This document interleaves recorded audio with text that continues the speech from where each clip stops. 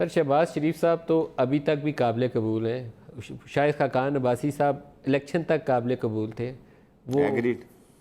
وہ یہ کایا پلٹتے دیر نہیں لگتی ہوتی. یہ آپ چیزیں شاہد خاقان عباسی صاحب بھی ابھی تک قابل قبول تھے. میں کہتا ہوں قابل قبول ہیں. شاہد عباسی صاحب ابھی تک قابل قبول تھے.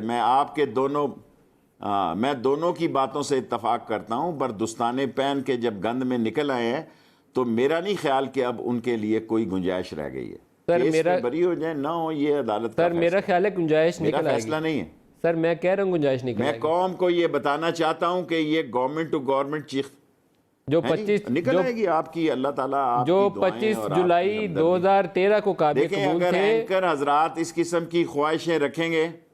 سر خواہش ہماری کیا جی, ہم تو جرنلسٹ رپورٹ کرنا ہم نے. جو 25 جولائی 2013 کو قابل قبول تھے وہ 18 جولائی 2019 کو بھی قابل قبول کہتے سارے یوں ہی ہیں. جب آدمی پاور کی گن پہ بیٹھ جاتا ہے تو وہ یہ سوچتا ہے کہ میں مین بیہائنڈ دی گن ہوں. سر پاور میں تو آپ کی خواہشیں ہیں وہ آپ کی خواہشیں ہیں. پاور میں تو آپ ہیں. پاور والوں کے ساتھ تو رہنا آپ کے ساتھ رہنا نا جی. پاور میں تو آپ ہیں. میں پاور میں ہوں. اللہ کے فضل و کرم سے میں پاور میں ہوں اور میں ٹھیک ٹھاک پاور میں ہوں. اس میں آپ کو اعتراض ہے کوئی؟